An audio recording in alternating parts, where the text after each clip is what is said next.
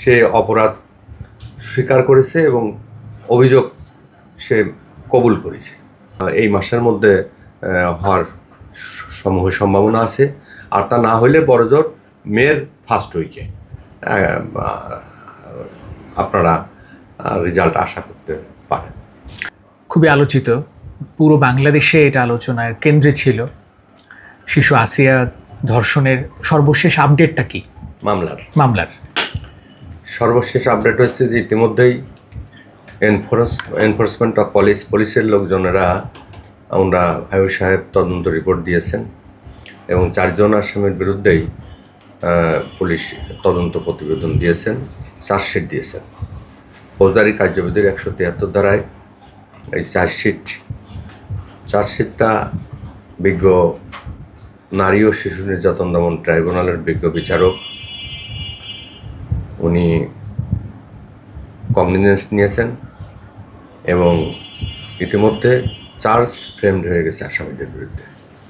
4 জন আসামিকেই দোষী সাব্যস্ত করে মাননীয় আদালতে পুলিশের আইও, এই মামলার আইও, তিনি অভিযোগপত্র দাখিল করায় এবং মামলার ঘটনা প্রবাহ এবং যে অপরাধ সংগঠিত হয়েছে নারী ও শিশু নির্যাতন দমন আইন 2000 সংশোধনী 2003-এর যে সেকশনগুলো কাভার করার দরকার সেগুলো যথারীতি ফুলফিল হওয়ায়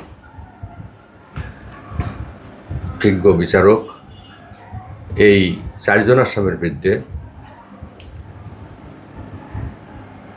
অপরাধ আমলে নেন এবং পরের ডেটে আসামিদের বিরুদ্ধে চার্জ ফ্রেম করেন। এখন আগামীকাল বা আজকে যে সাক্ষীর জনের দিন আছে, 3 জন সাক্ষীকে বাদী সহ আর 2 জন সাক্ষীর জন্য তলব করা হয়েছে এবং যথারীতি সাক্ষ্য হবে এবং পরবর্তী পর্যায়ে বাকি সাক্ষ্যগুলোর জন্য আবার দিন পড়বে। তবে সবচেয়ে আশার বিষয় হচ্ছে যে এই মামলায় 1 নম্বর আসামি মোহাম্মদ হিটু শেখ, তিনি কনফেশনাল স্টেটমেন্ট বিজ্ঞ প্রথম শ্রেণীর ম্যাজিস্ট্রেটের কাছে দিয়েছেন এবং এই কনফেশনাল স্টেটমেন্ট অনুযায়ী সে অপরাধ স্বীকার করেছে এবং অভিযোগ সে কবুল করেছে।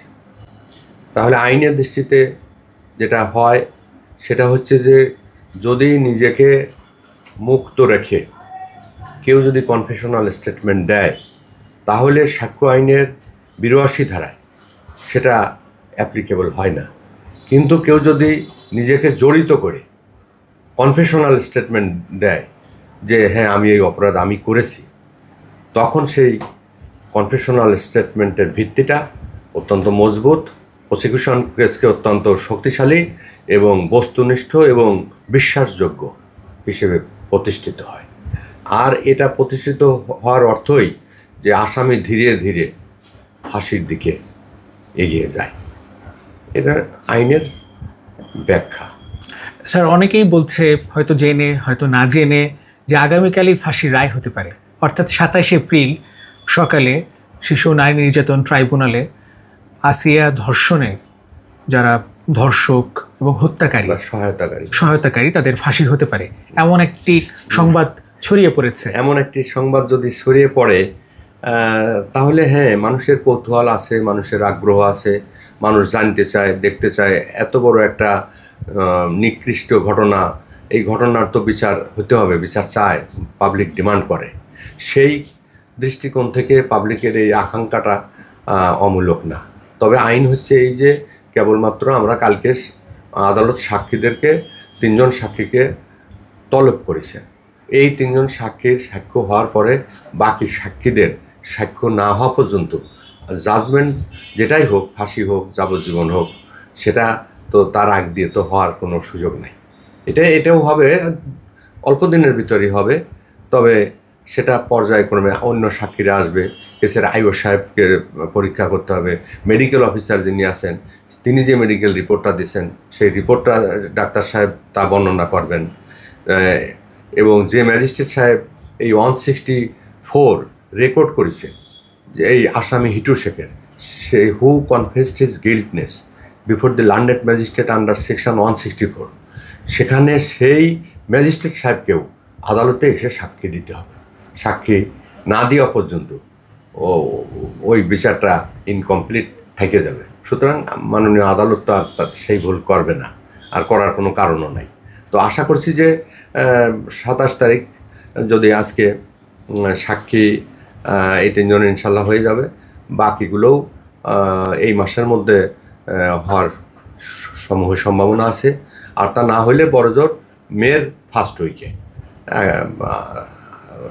আপনারা রেজাল্ট আশা করতে পারেন।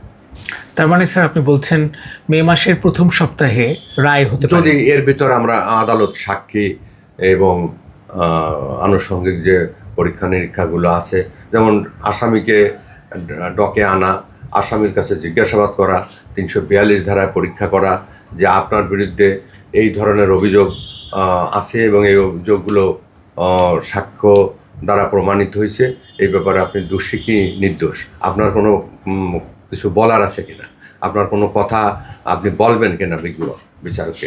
এই আইনের এই ফর্মুলাগুলো, আইনের এই ফরম্যাটগুলা এবং আইনের এই কার্যক্রমগুলা পুঙ্খানুপুঙ্খরূপে প্রতিপালিত করতে হয়। তো আমাদের মাননীয় আদালত সেটা করছেন। আমরা ঢাকা থেকে একজন আইনজীবী, বিজ্ঞ আইনজীবী, উনি জনাব এহসানুল হক সমাজি, উনি ঢাকা থেকে রাষ্ট্রের পক্ষ থেকে এই মামলা প্রসিকিউশনের সাথে বিজ্ঞ পিপি সাহেবের সাথে আছেন। এবং আমরাও আমাদের পার্টির ভারপ্রাপ্ত চেয়ারম্যান জনাব তারেক রহমান সাহেব, উনি আমাদেরকে নিয়োগ দিয়েছেন। আমরা 5 জন বিএনপির আইনজীবী এবং জাতীয়তাবাদী আইনজীবী ফোরামের, আমি নিজেই মাগুরার প্রেসিডেন্ট, আমার সাথে আমার সহকর্মীরা আছেন।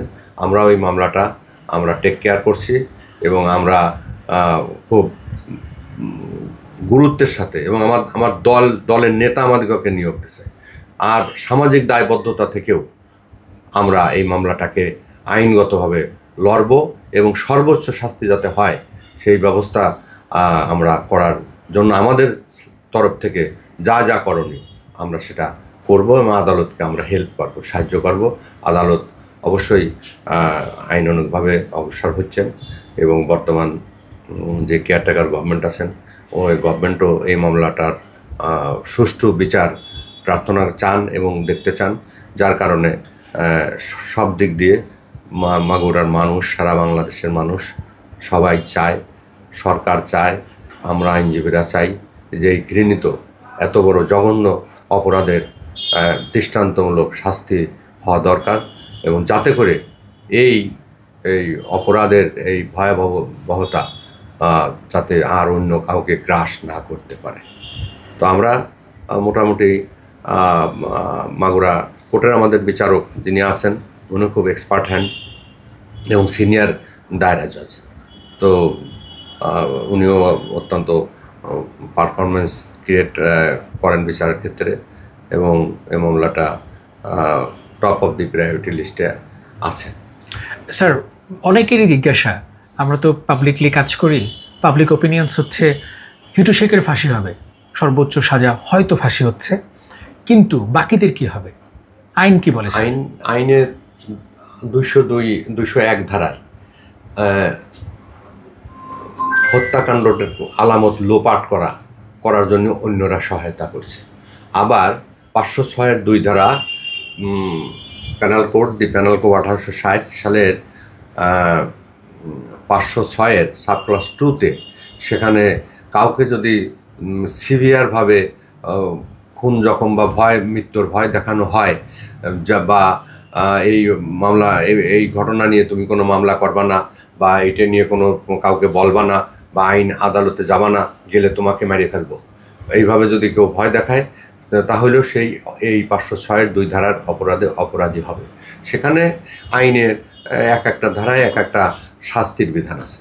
সেখানে কোনোটায় আছে 10 বছর, কোনোটায় আছে 14 বছর, এভাবে আছে। তারপরেও বিজ্ঞ বিচারক মামলাটাকে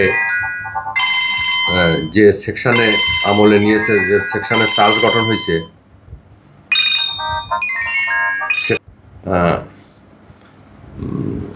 সেটা ওই আপনার আপনার কনক্লুশন অফ দি ট্রায়ালের যখন কনক্লুশন হয়ে আসবে, বিচারটাকে আর কনসাইজ করে একেবারে সুমাসুমি নিয়ে আসা হয় এবং বিচারটাকে যখন এইটা একেবারে ডেলিভারির পর্যায়ে নিয়ে আসা হবে, তখন বিজ্ঞ বিচারক আইনের যে সংজ্ঞা আছে এবং যে যে ধারায় যে যে যা যতটুকু অপরাধ করেছে তার সর্বোচ্চ শাস্তি পানিশমেন্ট অ্যাওয়ার্ড যেটা আছে সেটাই দেওয়ার জন্য আমরা মাননীয় আদালতকে আমরা সেভাবে আমাদের দায়িত্ব পালন করি।